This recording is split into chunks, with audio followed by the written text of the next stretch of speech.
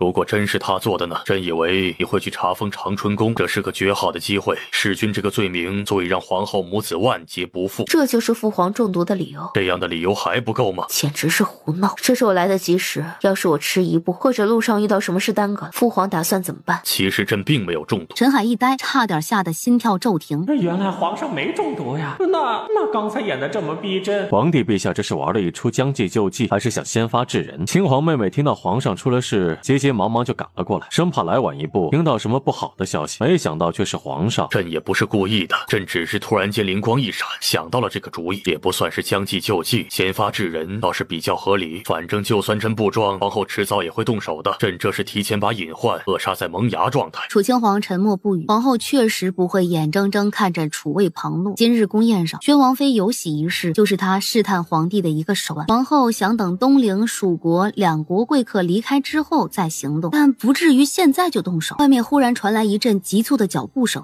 臣等给皇上请安。朕让人通知他们的。进来。风雨，皇上要跟王爷们讨论正事，我们闲杂人等先出去。玄义，皇后意图弑君，朕命你即刻带禁军包围长春宫，不许任何人进出。另外，传朕旨意，命宣王留在王府照顾王妃，不得旨意，不许宣王府中人擅自外出。皇后弑君。荣王几人脸色顿时一变。臣遵旨。殿内一片压抑的死寂。传内阁大臣6部尚书，朕身体欠安，免朝一日。即日开始，由长公主监国摄政，朝中所有大小事务皆由长公主决策，谁敢懒政懈怠、玩弄心思，一律交由长公主处置。朕休养这段时间，由贤妃侍疾。父皇，您就算要退位，也不急于一时，儿臣暂时还不想。你想不想是你的事儿，朕旨意一下，你不得抗旨。楚清皇一时无语。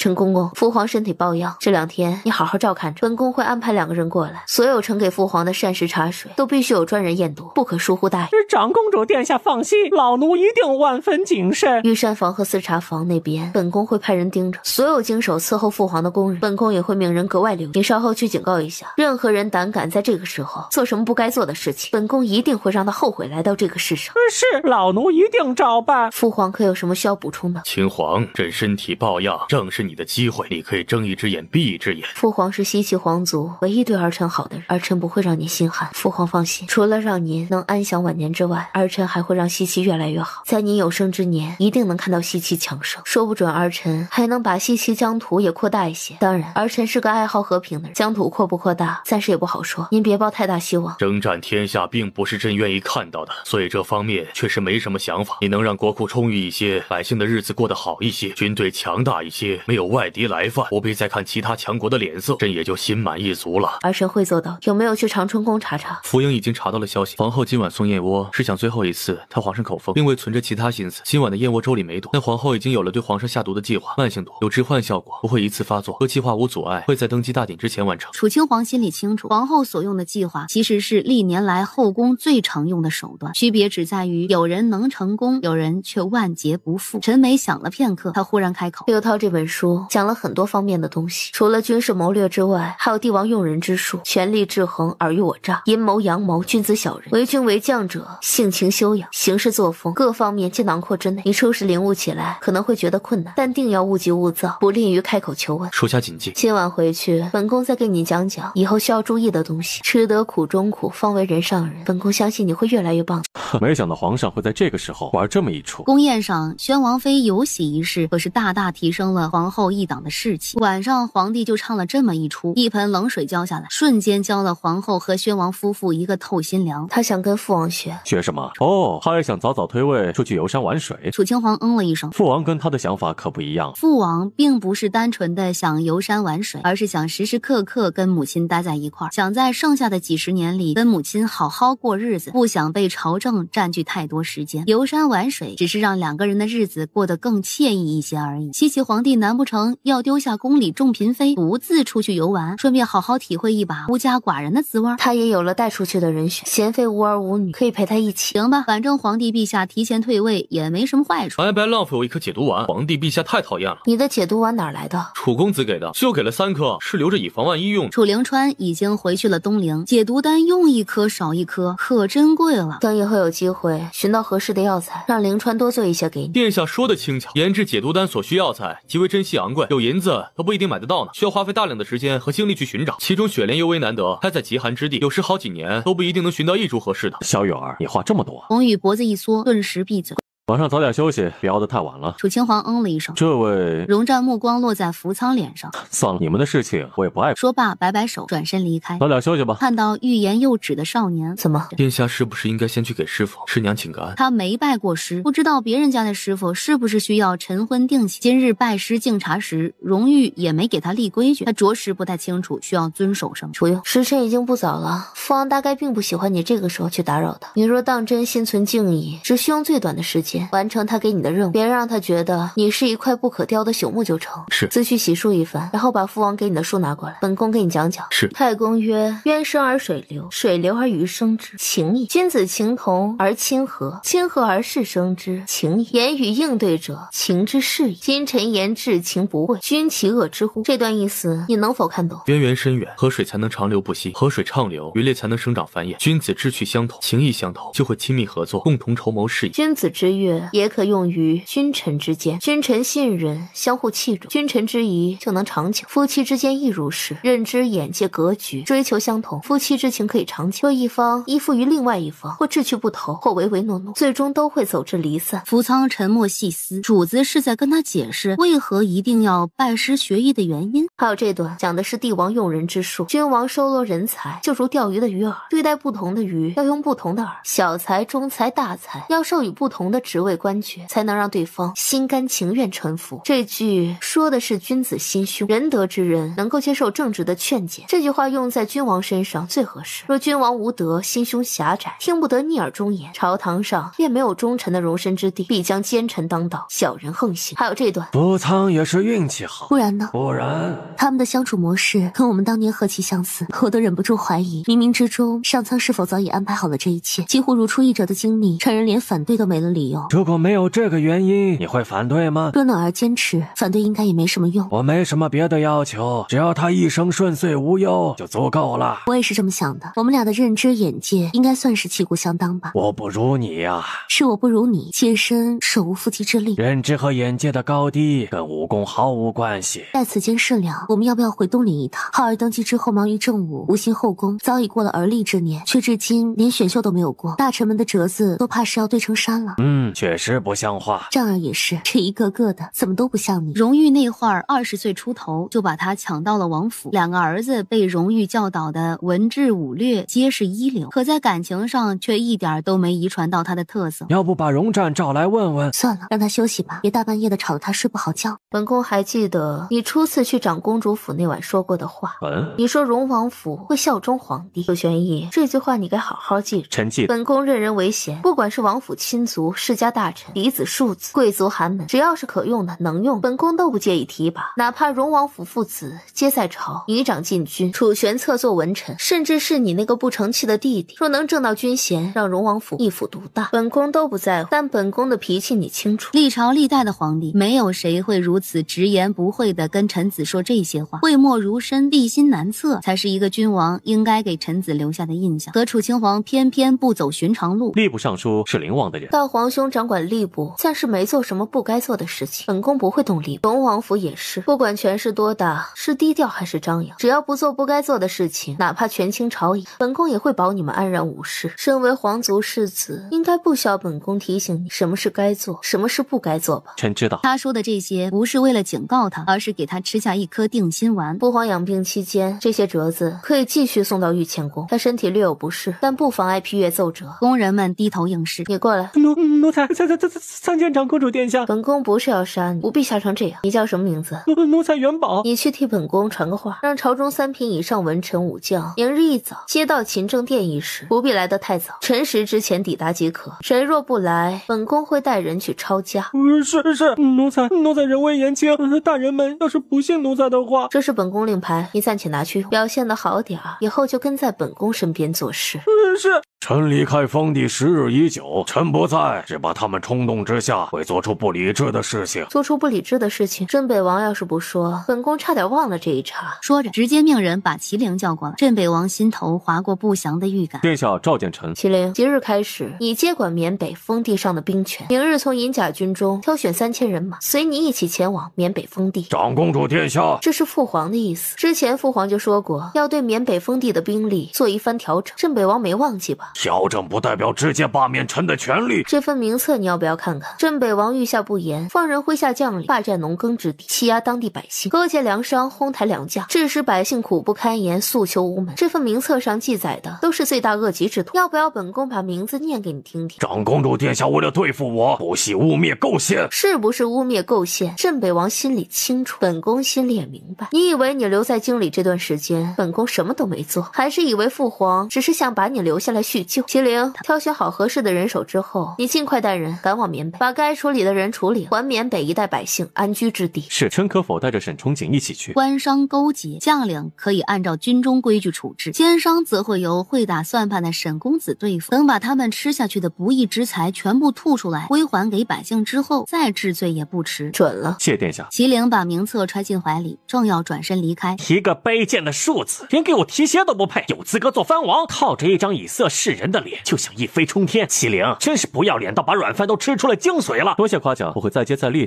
麒麟微微一笑，哦，只是很遗憾，这辈子只怕没机会给你提鞋了。把镇北王父子打入大牢，让刑部先审审，告诉刑部尚书，半个月之内，本宫要镇北王父子的所有罪状。臣领命。主子是要做个明君？当然，难不成还做个人人谩骂的昏君？属下不是这个意思。西岐已经够弱了，我若再做个昏君，不出10年就能让西岐生灵涂炭，民不聊生。所以你得好好历练，18般武艺样样精通，这样到时候就能帮到我，让我这个明君也可以不用那么累。主子放心，属下一定用心学。8月初6吉日，女皇陛下登基大典隆重举行。这个刺客是怎么混进来的？主子，那人也是个影卫。影卫？是，不过他年纪大了，已经不在暗岗。属下判断应该是受太后指使。为什么猜到是太后？除了皇上之外，只有太后身边有这么大年纪的影卫，属下会撬开他的嘴，也该为自己的失职接受主子责罚。既然如此，本宫今晚就好好罚你。是。一段小插曲很快过去，大臣们吓了个半死，楚清皇却是一副云淡风轻的表情。父皇现在在干什么？太上皇正在准备出宫事宜，不过眼下手里正缺钱，打算跟东陵女皇陛下借一点。你说什么？福仓低声重复。太上皇手头拮据，打算跟东陵女皇借钱。堂堂一国之君，刚退位就跟别国女皇借钱，亏他想得出来。明月，你等会儿出宫一趟，回长公主府把本宫的私房钱取来，只要银票，不要现银。是，主子要取多少？本宫司库里还有多少钱？奴婢不太清楚。之前楚公子在的时候，给了管家10万两银票，让他放进了主子的司库。都拿过来吧。是，主子已经登基为帝，现在不可再称本宫了。朕知道。到现在还有一种被赶鸭子上架的感觉。算了，朕出宫一趟，父皇需要的银票，朕稍后让人送给他。借钱，暖儿，你这做了西岐国君，就跟我们见外了。你父王的银子，你还不是想要多少就拿多少，需要跟我们说借？不是，这笔钱若是用在女儿自己身上，当然不用借。父王的银子就是我的银子，但我借钱是为了养兵、养军队兵马、修筑城池、抚恤百姓，这是用在国家设计上，公事公办，不能混为一谈。且这个账必须让西岐文武百官全部知晓，以后要还的。如果打算要还，这钱应该跟你大皇兄借。我知道，此事我先跟二皇兄商议，等他回去之后告知给大皇兄，待西岐朝局稳定下去，我再亲自去一趟东陵。去东陵时把福仓带上，借钱的事儿他也分担一半。就算把福仓一刀刀削肉卖，也卖不了500万两白银。福仓没说话，心里却连连点头。什么时候他能把500万两银子还了，什么时候再考虑你们的亲事。好吧，父王转眼又给福仓出了一个难题。福仓，听到没有？500万两是你的聘礼，你得自己凭本事赚够这些钱，才有资格才有资格嫁给我。福仓沉默地看着他，心头转瞬间闪过好几种赚钱的办法，可好像都行不通。属下一定努力找到赚钱的方法。卖身肯定不行了，做杀手倒是个快速赚钱的好办法。最贵的人头要数眼前这位师傅大人，雇主10年如一日，来自北疆皇族，但至今为止还没人敢接。其次就是东陵皇帝，据说开价已经到了1000万两白银，但同样没人敢接。福仓要是接了这个生意，1000万两瞬间就回来了，但他肯定不能接呀。别说能不能得手，就只是有这样的念头，主子只怕会瞬间打爆他的头。要是有人出钱买北疆皇帝的脑袋就好了，钱少一点也没关系，500万两总可以赚到的，好歹也是一国之君嘛。有什么高兴的事儿？伯约不可说。跟我玩起神秘来了？倒不是要玩神秘，实在是福仓的心理想法太过危险。如果父王和娘亲知道他正在思索着皇兄的一颗人头价值1000万两，不知道会是什么反应。行了，你这一天忙下来也累了，早点回去休息吧。明天一早，我跟你父王就要离开这里，你自己一个人万事都得小心，千万别疏忽大意。娘亲放心，我会保护好自己的。两人起身告退。朕今晚在府里住一晚，明天开始再回宫里住。你们先回去，不必候在这里。过了今晚，我就不住这里了。想想还有点舍不得。原本是打算好好惩罚你的，不过一想到明天你就要跟父王一起离开，我就有些不忍心了。属下失职，该受责罚。等抽出空来，我会去看主。明年开春带你去东陵走走。属下会努力想到赚钱的方法。主子放心，从东陵借的钱，属下一定按时还上。你打算怎么赚？师父可有仇人？没有。那北疆以前好像总是挑衅东陵，皇上可有吞并北疆的想法？暂时应该没有。目前为止，他能想到的最值钱的脑袋就是北疆皇帝了。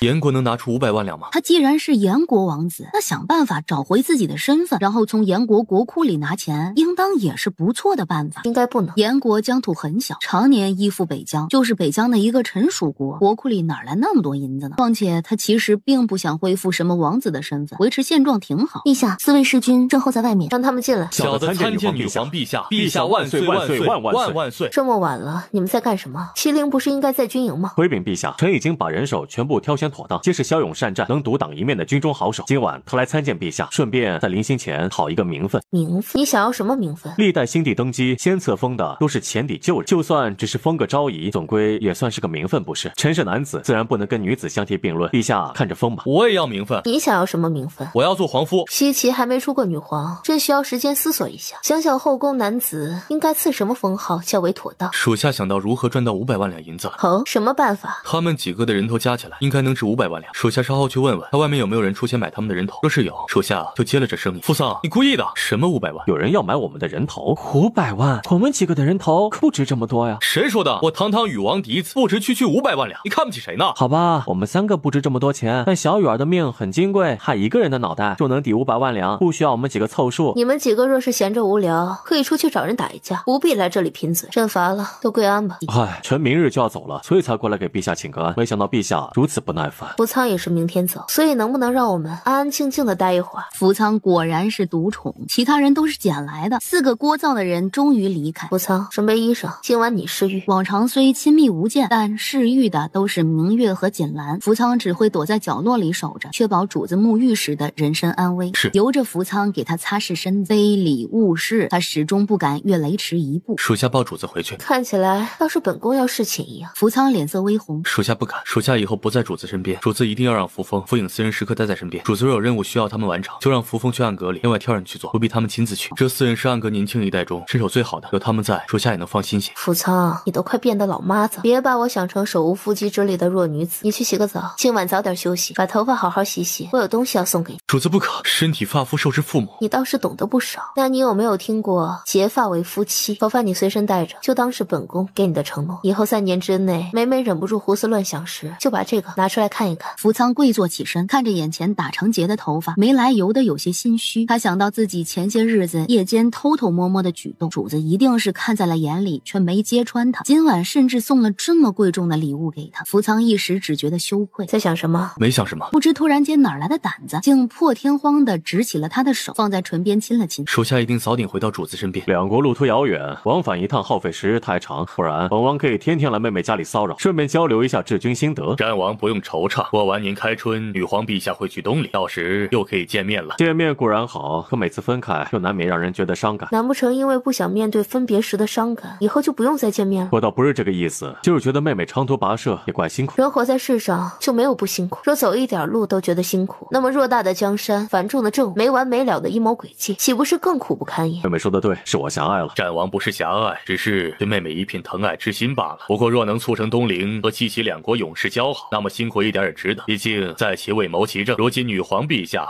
已经登基为帝，自然要为西岐多做一些事情了。阿金所言极是，每个人都有自己的路要走，有自己的事情要做。一国之君和内宅夫人有着天壤之别。陛下既然已登基为帝，就不能跟寻常女子一样娇弱。一国之君若不能强大起来，国家又如何强大？本王只是有所感慨，又没有让妹妹一定做个小娇娇。锦书和药书倒是迫不及待的开始指点我了。来一局。福仓蓦然抬头，看到了施施然然而来的少女，那张朝思暮想的少女容颜就在眼前。扶桑表情肉眼可见的欢喜。看傻了。楚清皇在他父王刚才坐的地方坐了下来，能下到这样的程度，看来进步了许多。主子自己来的，带了几个护卫。年底之前的2个月忙得不可开交，每天都有一大堆的事情要做。好不容易喘口气，我安排了荣王和内阁几位大臣暂代朝政，过来看看你。主子太辛苦了，属下不能在主子身边分担。这段时间表现得怎么样？属下怎么了？表现得不好？扶桑沉默的点头。其实他觉得自己表现得还可以，学东西特别专注，很少分神，也从不偷懒。然而师傅太过严厉，以至于扶桑经常觉得自己就是一块朽木。追忆一局，让我看看你这段时间进步了多少。扶桑点头。是。楚清皇5局5胜，但是相比之前在长公主府像是朽木似的棋艺，扶桑的进步几乎堪称神速。不错，果然还是父王教徒有方。不错。主子不是在安慰他吧？确实不错，没必要骗。学棋是一个枯燥漫长的过程，短短2个月，你能有这么大的进步，非常难得。可是属下因为表现不好，账本上学艺的期限已经从3年延长到了5年零6个月。楚清皇沉默片刻，漫不经心的点头。正常。正常。扶桑越发诧异，目光微抬，眼神纠结的看着楚清皇。主子这话的意思是说他的确很笨吗？不然怎么会正常？刚开始学艺的时候，许多东西都不太擅长，初学者犯错是正常现象。只是父王为人比较严厉，对于自己的儿子徒弟要求都比较严，一般人很难达到让他满意的程度。罚你也是为了让你警惕，让你有紧迫感，更好的逼出自己的潜力。等以后什么都学会了，各种本领手到擒来，那账本上的期限还不是想减多少就减多少。扶桑闻言茅塞顿开。况且你真以为父王乐意把你带在身边那么久？扶桑心道，好像也对。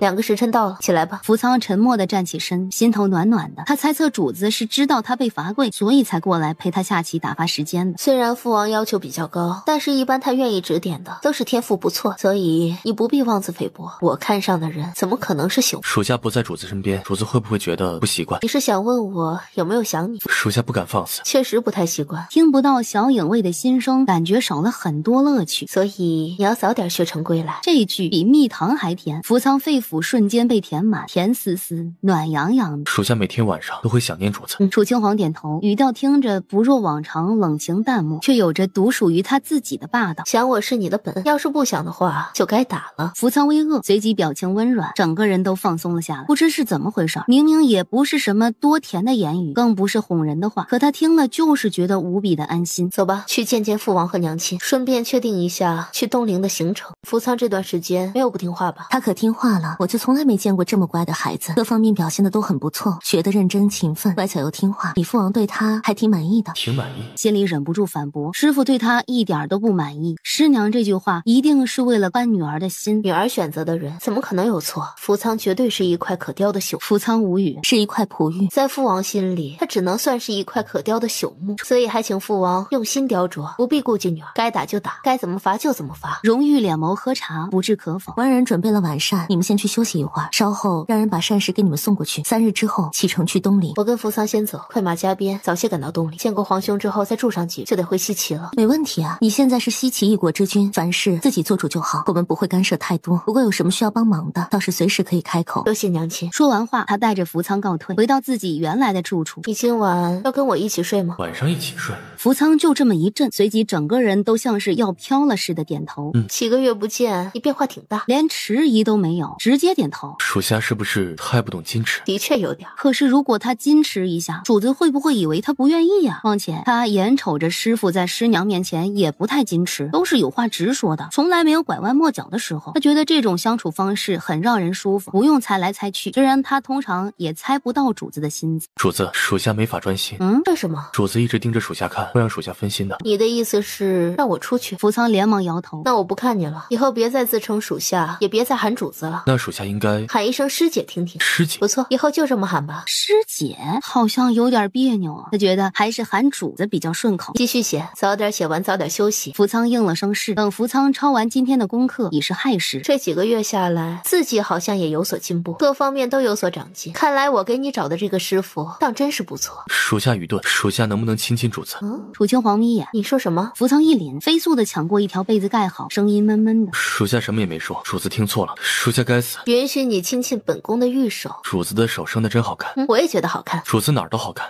确实。扶桑摸着他的手不舍放开。主子不但长得好看，还很温柔高贵，像九天玄女。总之就是一句话，主子在他心里啊，像是神女女一样，完美的无可挑剔，不管从哪方面看都是最好的，找不到一丝缺点。楚清皇被他哄得心花怒放。你说的都对，没有修饰，没有夸大，真实的让人觉得可爱。我这么高贵美丽的九天玄女，居然被你这个小影卫俘虏了，你觉得你该不该打？该打，只要能待在主子身边，就算天天挨打，属下也愿意。都说小别胜新婚，这句话说的果然有道理。才分开几个月，以前沉默寡言的影卫就学会了甜言蜜语，这要是分开3年再见面，他会不会直接把他扑倒啊？睡觉吧，不许再胡思乱想，也不许对我动手动脚，更不许趁着本宫睡着之后做坏事。福仓抿唇，默默地看着他，他什么坏事也不做，但是看看他总可以的吧？主子不能阻止他看他呀，这么久没见，主子都不知道他有多想他。楚清皇轻咳一声，全当没有听到他的心声，闭上眼睡觉。你这么盯着我，我都没办法专心睡觉了。主子是要我出去吗？学得挺快。如果我真的让你出去，你会照做吗？福仓连连摇头。所以你会选择抗命？福仓一僵，下意识的又摇头。属下不敢抗命。所以如果我真的让你出去，你到底是出去还是不出去？我们这么久没见了，主子一定不忍心让我出去的。你这一招是跟谁学的？没跟谁学，属下说的都是真心话，心里怎么想的，嘴上就怎么说，不敢欺瞒哄骗主子。好吧，楚清皇就当他是自己开窍，于是一直聊到天快亮，两人都没有睡着。福仓甚至错过了晨练的时间。主子要不要睡一会儿？你终于想起来我需要睡觉了。真不知他哪儿来这么多话要讲，讲了足足3个时辰。属下该打。不睡了，起床去给父王娘亲请个安，然后去山间走走散散步，吸收天地之精华。属下还要去晨练，学习要劳逸结合啊！你都辛苦几个月了，这2天可以稍微休息一下，也不在乎这1天2天。父王授意辛苦，福仓这个不成器的徒弟，今日就交给女儿管教吧。父王休息一下，多陪陪娘亲。荣誉懒得拆穿他的小心思，挥了挥手，走远点，别在我跟前碍眼，也别拿我当挡箭牌。楚清皇笑了笑，很快领着福仓告退。山上高手很多，以前我每天都会跟很多人一起练武。练武这种事情讲究天赋，更讲究方法。虽然他们都是高手，但不会伤害我。跟着他们练的时候，能更快的找到诀窍，闪躲避皆有技巧，出手要快很准。因为高手对决，机会稍纵即逝，所以必须精准的抓住每一个关键的瞬间。福仓安静的听着，没有插话。山谷广袤，地势险峻，每天练，身体会变得越来越灵活轻盈，轻功也会越来越好。你以后可以多练练轻功，学着并适应放下影卫这个身份，除非遇到特殊情况，否则不能动辄伤人性命。师父已经这么要求过了，属下现在可以克制自己。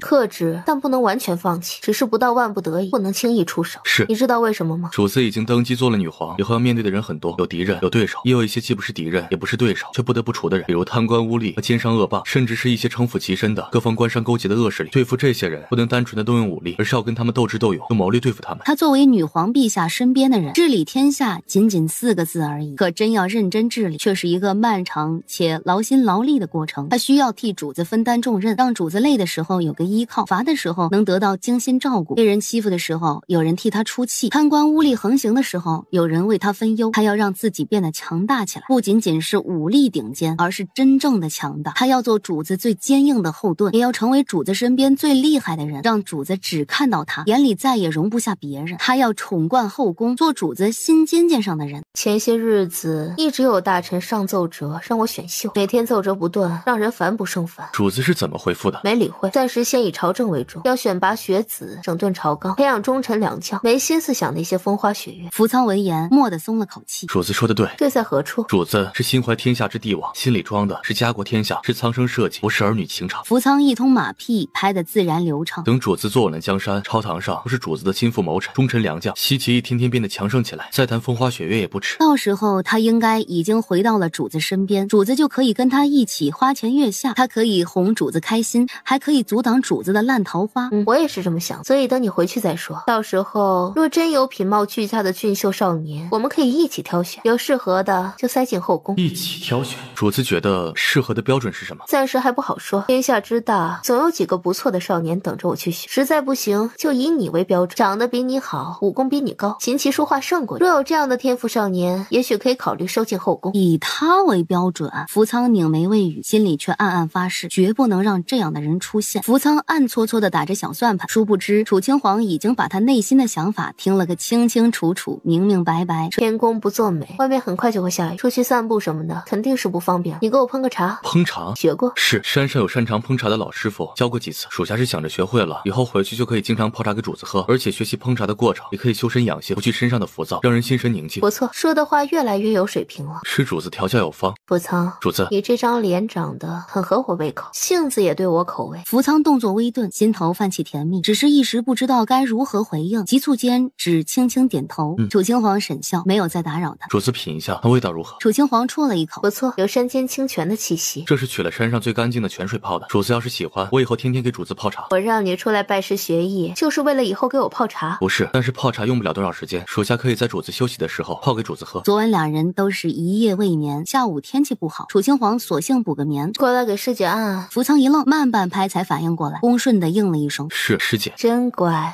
舒服。楚清皇睁开眼，过来。主子叫师姐。师姐。楚清皇抬手勾着她的脖子，仔细端详了一会儿，目光落在她饱满适中的唇上，唇形还挺漂亮，于是蜻蜓点水般的亲了一下。福仓霎时如遭雷击，整个人僵在床上，完全无法反应。吓到了。福仓呆呆的看着他，看来是真的吓到了。楚清皇放开他的脖子，自己去冷静一会儿，我先睡。福仓一个利落的翻身，直接把楚清皇抱了个满怀。主子，师姐，太突然了，属下都没来得及反应，能不能再来一次？不能。福仓抿唇，委屈巴巴的看着他。属下方才没做好准备。你想做什么准备？洗干净了侍寝。属下不敢。主子年纪还小，他要是敢在这个时候乱来，师傅会把他大卸八块吧。但是亲亲抱抱，尝一点甜头还是可以的。我困了，别打扰我睡觉。福仓闷闷的哦了一声，楚清皇抿着唇忍笑，淡定的合上眼。福仓卧在一旁，目不转睛的盯着楚清皇看，视线落在他红润的唇上，眼里有跃跃欲试的光泽浮现，心跳忽然有点快。福仓不安的抬手捂着心口，想让自己平静下来，可是一阵咚咚咚的声音，像是要跳出胸腔一样，带着一种做贼心虚的忐忑，怎么也克制不住。福仓深深吸了一口气，怎么看起来像是一副要做坏事的样子？你在想什么？福仓心里咯噔一下，不发一语的看着他，眼神无辜纯净，甚至隐隐带着几分委屈。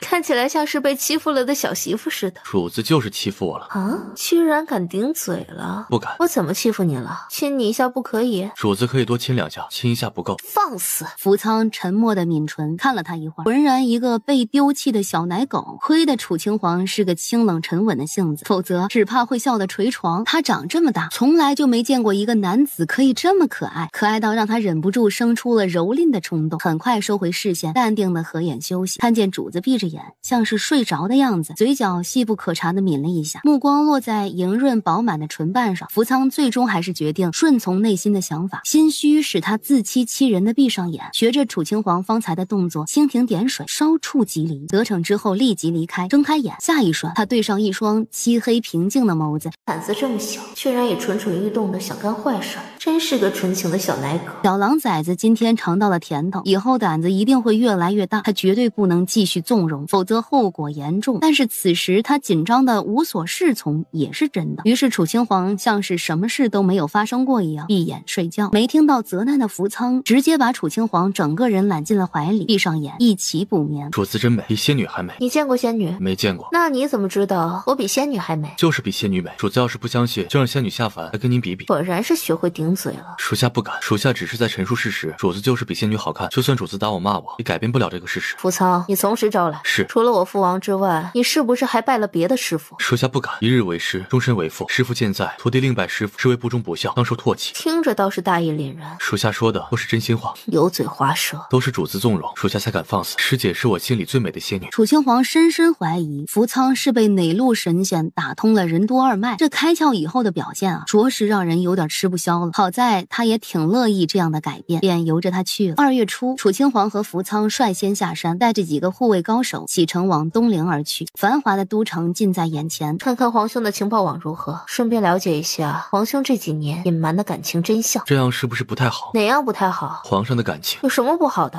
等父王抵达东陵，皇兄想瞒都瞒不住，迟早都要知道的。福仓想了想，觉得也对，父王的情报网是最强，不过皇兄登基之后，父王觉得一国之君的隐私不该随时被掌控，即便是自己的父母也不应该。所以这些年，父王和娘亲几乎不太过问东陵之事，不然皇兄根本瞒不了这么久。福仓哦了一声，觉得师傅不管在哪方面做的都特别好，无可挑剔。你在想什么？师傅很厉害，想要超越他很难。我也这么觉得。不过你也不用妄自菲薄，天下之大，千百年来诞生了很多天赋异禀之人，但相对来说，这样厉害的人毕竟只是少数，不可能人人都做到完美。我不要求你跟父王一样厉害，所以你也不必给自己太大压力。压力。师傅要保护的人很多，尤其是师娘，属下则不同，主子本就厉害，属下只要有资格辅佐主子就行。说得对。若说之前只是晚上睡着之后才悄咪咪的靠近一些，现在则是光明正大的环着仙妖占便宜。最近晚上没见你打哆嗦了，症状不药而愈。打哆嗦，属下不记得了，属下以前睡得少，大多都是浅眠，不知道自己有什么症状，在暗阁的时候也没人提起过。保证是实话。属下绝不敢欺瞒主子，若有一句虚言，就让我被主子抛弃。好吧，暂且信你，难不成跟你的体质有关？二皇兄说什么？孩子都6岁了。荣战点头，整整6年，皇兄居然都没能让人点头答应进宫。应该说整整8年。这是个什么样的女子？我倒真想见识见识。一块铜胶铁铸的硬板，油盐不进，刀枪不入。如果你有办法让他答应进宫，你跟这个小影卫的事情，我和皇兄都会送上最大的祝福，保证从此以后把他视为自己的亲弟、亲妹婿、亲师弟，绝不为难一句。二皇兄，这是在跟我谈条件？我能这么说呀？多伤兄妹感情啊！可以当做是皇兄们请妹妹帮忙，让我们表达一下谢意。这事好办，好办。对我来说易如反掌。小妹可不要急着说大话，要不要等你见过他之后再来夸口啊？楚清皇用了半个时辰了解了皇兄跟这个女子之间的关系。事件中，女子的名字叫傅丹歌，是兵部侍郎傅丹青的妹妹。只是后来具体发生了什么，荣战不太清楚。有谢叔和药叔的前车之鉴，大臣们有这样的怀疑也正常。我们几个都知道皇兄没有断袖之癖，所以并不担心。只是谁也没料到皇兄居然早就有了喜欢的姑娘。等他们几个都知道的时候，傅姑娘的肚子里已经有了孩子。傅家上下气急败坏，连夜审问她肚子里的孽种是谁的。傅丹歌嘴巴闭得如蚌壳，被他父亲以有辱门风的理由威胁着要逐出家门，都没能让他妥协。好在哥哥维护，并承诺一定问出那个野男人是谁，才暂时平息了风波。所有惊世骇俗的事情，其实也只是起初刚发生时让人震怒，等时日长了，所有人都接受了事实，风波也就平静了下来。不过流言蜚语肯定是少不了的，我觉得傅姑娘也算是温婉贤淑的女子，只是跟一般女子性情有些不同，太过倔强。这么多年，该劝的都劝了，该想的办法也都想了，甚至傅丹青这个哥哥，每次劝说傅家一家子威胁利诱，差点没跪下来求他，他就是不点头。皇兄一国之君，想封他为后，不就是一道圣旨的事儿？傅姑娘说了，只要皇兄强求她进宫，她就会自尽。还真是个烈性女子，这脾气啊，在世家贵女之中也算是少见。她是不是不喜欢皇兄？哎，恰恰相反，她爱皇兄爱的可以为皇兄去死。楚清皇彻底没话说了，既然是两情相悦，为什么如此强硬的坚持不入后宫啊？二皇兄安排我去一趟傅家吧，此事非同小可。皇兄贵为天子，却让人家姑娘没名没分的生下一个孩子，承受这么多年非议，此事不管是父王还是娘亲，只怕都不会坐视不管。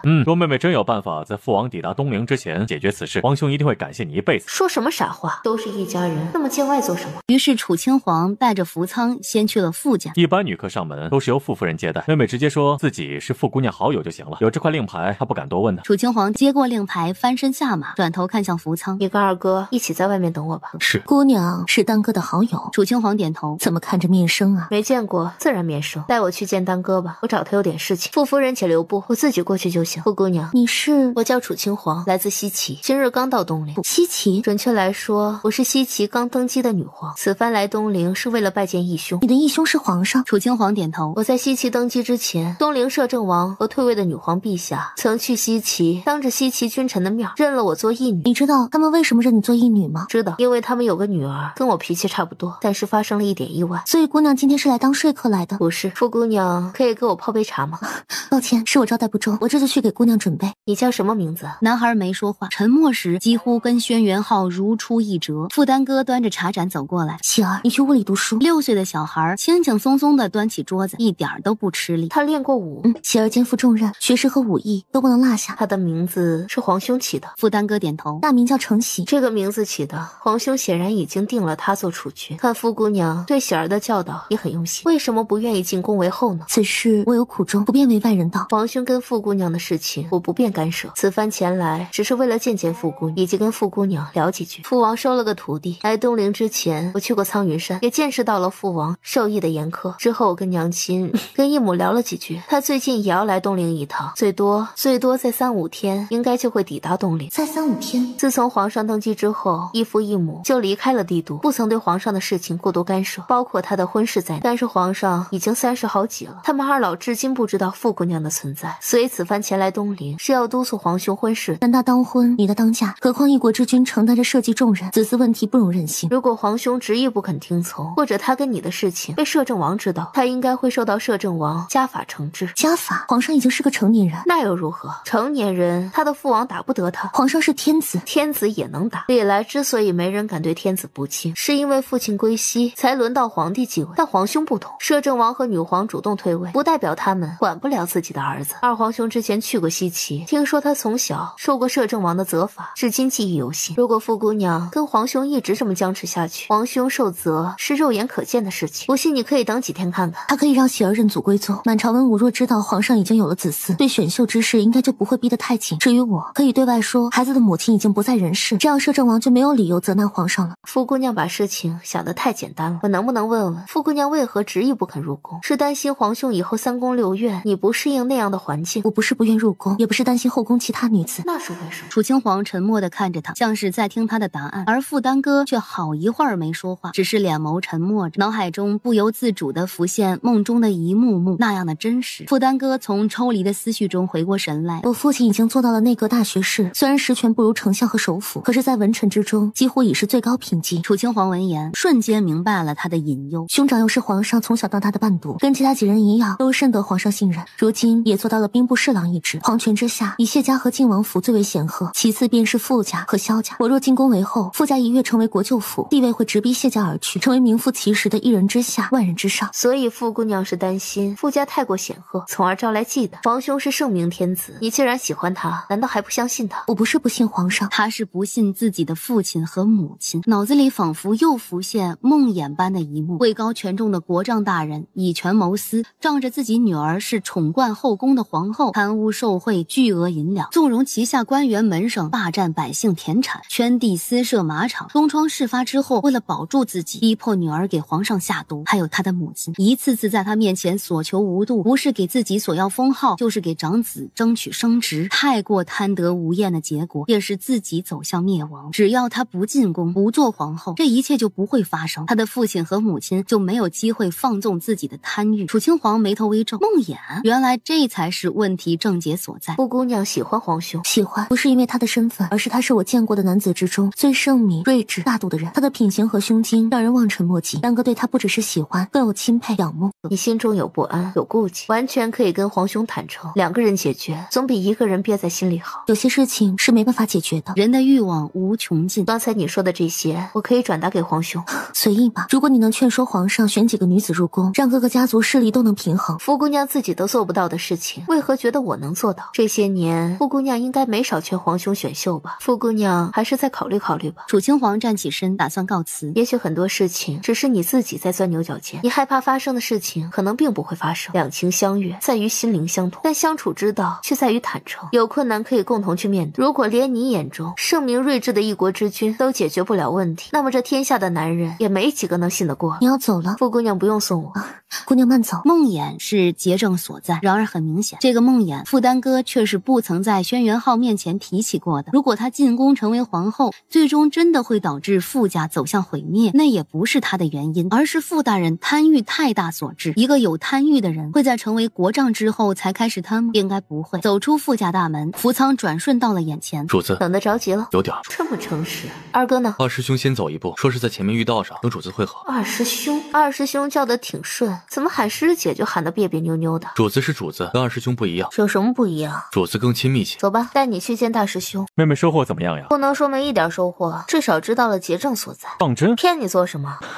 妹妹果然是厉害，我跟皇兄想了很久办法，都没能弄明白原因呢。当局者迷，旁观者清。而且我是女子，女子跟女子在一起说话会更方便一些。我不信。不信拉倒。傅姑娘挺适合皇兄的。你才跟她见了一面，说了几句话而已，就知道她合适了。作为未来的一国之母，性子不能太跳脱，也不能太单纯，温婉大方、沉着稳重才是皇后之风范。小妹妹这样，她跟我不一样，她适合做皇后，我适合做女皇。我说的对不对？福仓点头。主子说的极是。福仓，你在苍云山上这几个月有没有被父王抽过？没有。你在骗我。他骗你做什么？福仓从来不会撒谎。这不可能，父王那么严厉的人，怎么可能不动手？福仓又不是天赋异禀，18般武艺一学就会的天才。师傅有别的惩罚方式？别的惩罚方式，说来听听。父王教徒弟又不是只会动手，况且这么多年过去了，父皇脾气比当年好上太多了。二哥不用嫉妒福仓的待遇。暖儿见过皇兄。参见大师兄，你是被父王收为徒弟的影卫。是。天荣战说你们尚未成亲，就睡在了一张床上。是。放肆。皇兄，方才我去了一趟傅家，见了傅姑娘，并跟她聊了一会儿。她跟你说了什么？我知道她为什么不愿意进宫为后，还知道应该怎么解决这个问题。你知道如何解决？楚清皇点头。说说看。看。皇兄觉得我这个小影卫怎么样？是不是长得很好看？头抬起来。福仓缓缓抬头，确实生得不错。皇兄对他满意吗？要我满意干什么？我又不打算娶她。大师兄说笑了。小妹带着她的心上人过来拜见皇兄，肯定是要皇兄满意的。虽然这句话怎么听都有着威胁的意味在里面，但是没办法，谁让皇兄呀，你有7寸软肋捏在人家手里呢？坐吧。歌儿究竟是怎么回事？期间原因我不便透露，皇兄以后可以亲自问他。我给出的解决方式很简单：第一，父王过几天就会抵达东陵，也许需要皇兄配合演绎出苦肉计；第二，傅大人的职务可能需要调动一下。傅大人的职务？轩辕浩皱眉，几乎瞬间就明白了他的意思。歌儿担心的是他父亲，算是吧。皇兄最好提前计算好一家独大的后果。多亏了暖儿，兄妹之间不用客气。我这次来东陵，除了带福仓拜见皇兄之外，还有一件事是想跟皇兄借钱。借多少？我跟福仓每人借500万，合起来1000万，这是父王的意思。西岐很穷，很穷，抄家的钱杯水车薪，根本不够用来养兵。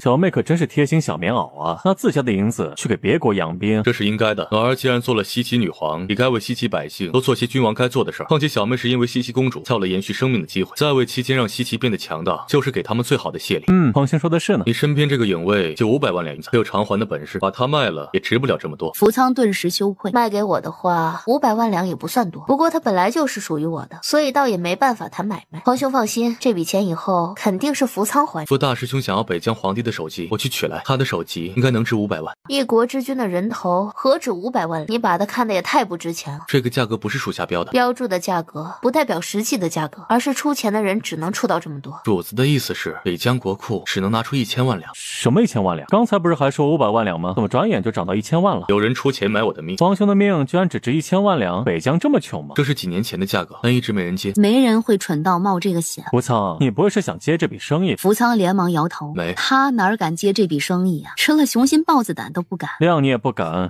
西岐暗阁才建了几年，你这个影卫就算在西岐是顶尖的，到了东陵还不一定排到第几呢。脑子里敢有什么不该有的想法？我让你来得去不得。二哥不许欺负福仓。果然有了心上人，连二哥都不放在眼里了。北疆皇帝的人头我不想要，这笔银子你需要另想办法来还。北疆跟西岐离得近，妹妹若是想要，为兄可以助你。暂时没这个想法，西岐自身还有很多问题期待解决，没精力去想其他的事情。轩辕浩嗯了一声，天色不早了，我让人准备了晚膳，有什么话用膳的时候再聊。临川不在皇城，不然让你第5任弑君也过来凑凑热闹。楚清皇瞥了身侧的福仓一眼，福仓在。二哥的话你不用放在心上，他就是随口胡说。是，主子放心，属下什么都不会多想。他知道楚灵川的身份，一年到头各地跑，肩负重任，不是可以做弑君的人。你们俩现在是一家，不是叫二哥是外人了？嘿，父王怎么就没好好教训一顿这个不孝徒弟呢？二哥说笑了。二师兄息怒，主子永远是二师兄的妹妹，这一点谁也无法改变。好巧卖乖也没办法改变你抢走了本王妹妹的事实。荣战，你多大的人了，还跟个孩子一般见识。